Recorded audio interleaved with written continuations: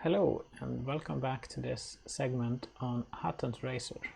So we are looking at how to optimize programs in this little expression language, and last time we saw that we could do it, but when proving it correct we had this awful catch-all. It looked terrible and we had to do the same thing everywhere, which seems like this is just going to be exponentially awful if you keep doing this. So today I'm going to show you another way to do this where we avoid this catch-all blow up. So I'm going to do this for another example where we're trying to remove +0 on both sides. So I've already filled in all the boring bits, obviously in recursive call or the base cases, and I left the actual interesting case where we have an e plus an e prime. So we know that if either of these is 0, then we would just like to remove it. Right. So rather than doing a with on these things directly, I'm going to declare something which is called a view. So that's a data type, and I'm going to call it 0ness because that's what it's trying to capture. And it is indexed by 2 t-expers nat because that's what e and e prime are, right? So if I have e and e prime, which are t-exper nat, and this will get me a set. And the constructors of my view are going to be all the cases that I care about. So this could be either that they are both 0, or one of them is 0, the other one is 0, or neither of them is 0, right? So let's list these. We have both, which is evidence of the 0ness of num0 and num0, or the left one is 0, in which case for any e prime, which is a t-expert nat, I have evidence of the 0ness of num0 and e prime. Right. Similarly, I can do the right one, saying that e could be something, but the right one is definitely 0. Or I could have that neither of them is 0, e and e prime, like this. Okay, and of course there's a lot of convention here that makes sure that I'm not using left of num0 when I should be using both, for example. So the way to ensure this is to define a so-called view function, which is usually called the same name as the data type but with a lowercase, which is saying that for every e and e prime I have evidence of 0ness e prime. And this is going to follow how I would like to view e and e prime this way. So I'm going to have 4 cases. Either they are both 0, like this, in which case I'm going to use the both constructor, or the left one is 0 and the right one isn't, in which case I'm going to use the left constructor, or symmetrically, if the first one is not, I'm going to use right.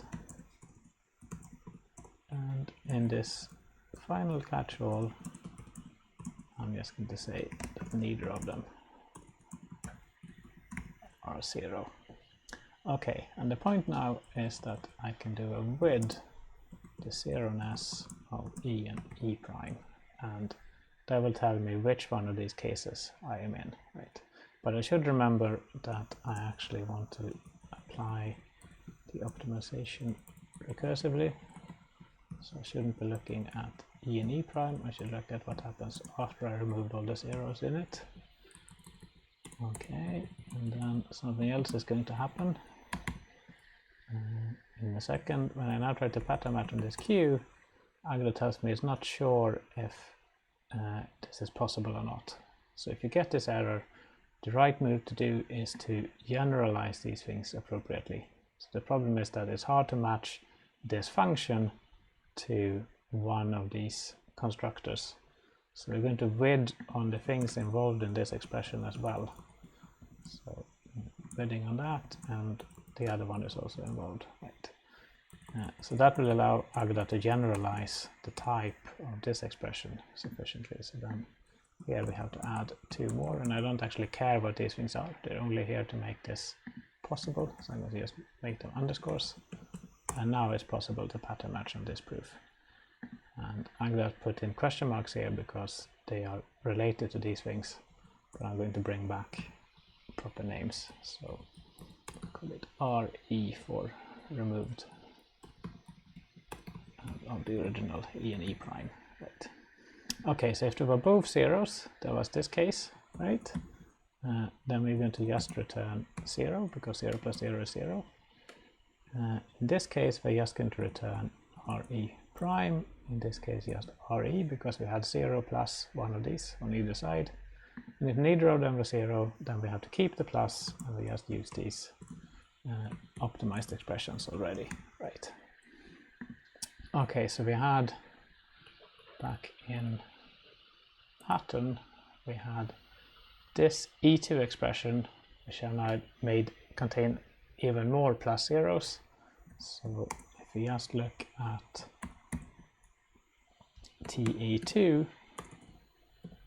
see that it's this big thing, but if I look at the remove plus 0 optimization of TE2, see that all these plus zeros have disappeared even inside this thing and even recursively. Right. So that seems to be working, but let's actually prove that it's working as well. So we do this the same way. And again, I filled in all the boring cases. So let's do this case. So the trick is always to do the same pattern. So we're going to do the same kind of widths here. But what's also useful is to throw in some extra widths of the recursive calls involved. So that's going to be recursive call on E and recursive call on E prime. Right.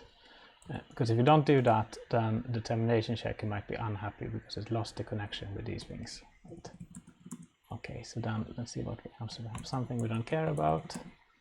We have the thing we actually want to pattern match on, and we have the recursive calls P and Q, say, that we do care about. Okay, and then we follow the same structure here again, right? So we pattern match it on this thing. Let's do the same thing here. And then here we see that we have to show this thing, but we have P and Q that shows the right thing.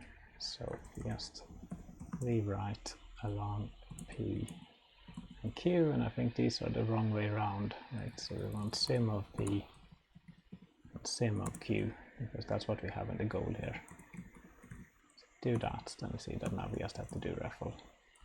And similarly here, we want this, but we know that this one is 0 and these two are equal. So if we do the same, rewrite along the recursive calls, I think that will get us there. Yes, and if we do the same thing here, it will almost get us here. It's just that now we have a plus 0 on the right, so we had the proof of that, right, which was this one. Again, we need to sim it. Right. And finally here, just doing the recursive calls should be enough.